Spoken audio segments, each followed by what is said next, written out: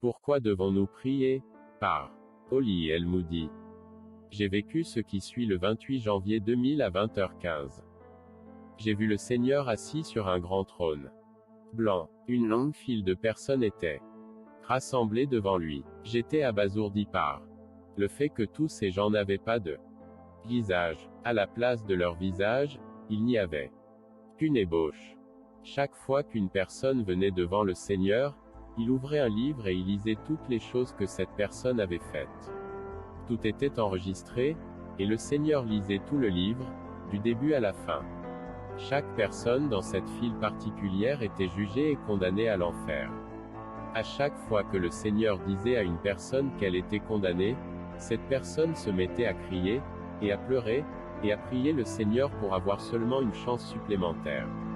Le Seigneur avait des larmes qui coulaient sur ses joues, mais il hochait la tête, disant à chaque personne qu'ils avaient eu beaucoup d'occasions de se repentir et de vivre pour lui.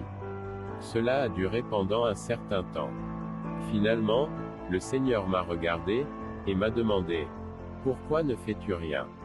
J'étais confuse. « Que veux-tu que je fasse, Seigneur ?» lui ai-je répondu. « Prie », m'a répondu le Seigneur. Alors, j'ai commencé à prier, mais pas avec ferveur. Après un bref instant, le Seigneur s'est tourné vers moi d'un air préoccupé et m'a dit: « Regarde ces gens.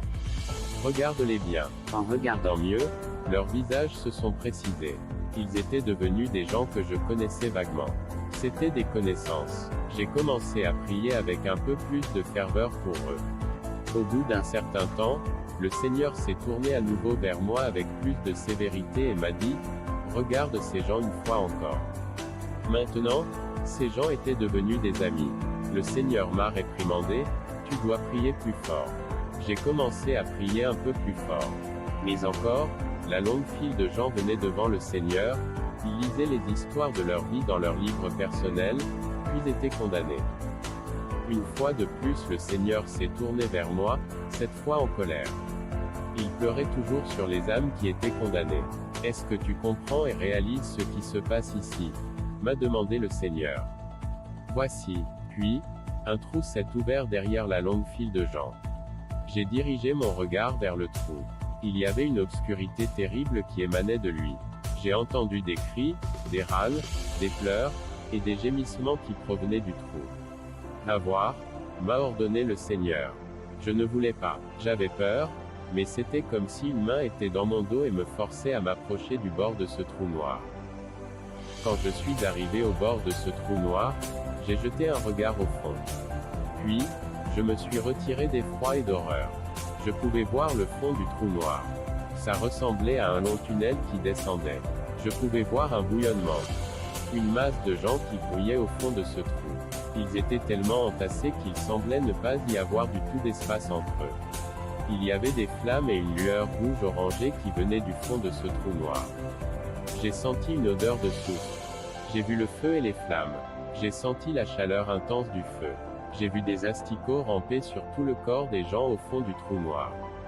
Les gens étaient en feu, mais ils n'étaient pas consumés par le feu. Mais ils hurlaient de douleur en agonie à cause du feu. Ils ont levé les yeux vers l'entrée du trou noir. Ils ont levé leurs mains et leurs bras. Ils étaient ballottés et remués comme d'énormes vagues. Et ils criaient pour la délivrance, pour la miséricorde. Mais il n'y avait aucune miséricorde. Il n'y avait aucune délivrance. Rien de lui. Je me suis écarté du bord du trou noir pleine de terreur, d'horreur et de désespoir. Je me suis retourné vers le Seigneur qui était assis sur son trône. Il était toujours en train de lire les livres. Maintenant je voyais une grande pile interminable de livres à côté de son trône. Et je savais que chaque personne dont la vie était écrite dans ces livres, allait être condamnée. J'ai regardé la longue et interminable file de personnes qui étaient rassemblées devant le Seigneur, dans l'attente d'être jugées. Maintenant, je pouvais voir tous les visages clairement. Il s'agissait de mes amis, ma famille, mes proches. Et ils ont été condamnés. Et je les ai vus se jeter dans le trou noir, et je les ai entendus quand ils ont crié en tombant le long tunnel. Le Seigneur s'est tourné vers moi, les larmes coulaient sur ses joues, et il a dit: « Maintenant, prie. » J'ai commencé à pleurer et à crier à Dieu d'avoir pitié de ces gens. Comme chaque personne était condamnée, J'ai couru au bord du trou noir et j'ai essayé de les tirer en arrière. J'ai attrapé leurs mains et leurs bras et essayé de m'accrocher à eux. Mais ils glissaient de mes mains. J'étais hors de moi, essayant désespérément d'empêcher ces gens que j'aimais d'aller dans le trou noir. J'ai tendu mon bras et saisi le Seigneur, puis j'ai plongé mon autre bras dans le trou noir pour essayer de prendre des gens et les sortir du trou noir.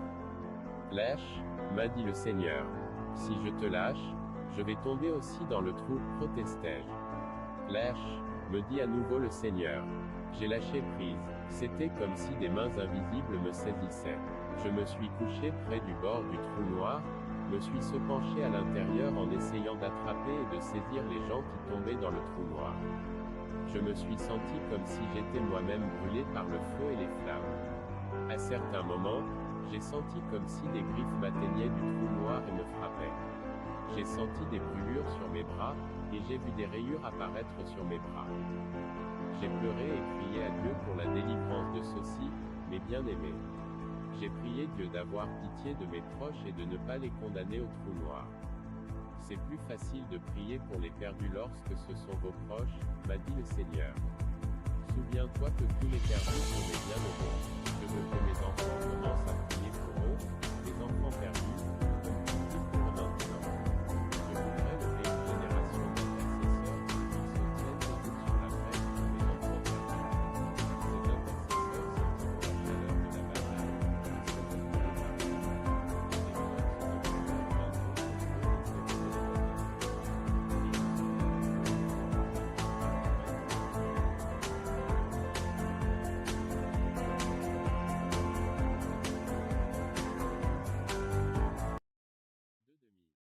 Shalom shalom bien-aimés dans le Seigneur, vous venez de suivre ce témoignage très édifiant. Abonnez-vous à la chaîne YouTube, activez la cloche de notification, likez la vidéo. Partagez la vidéo.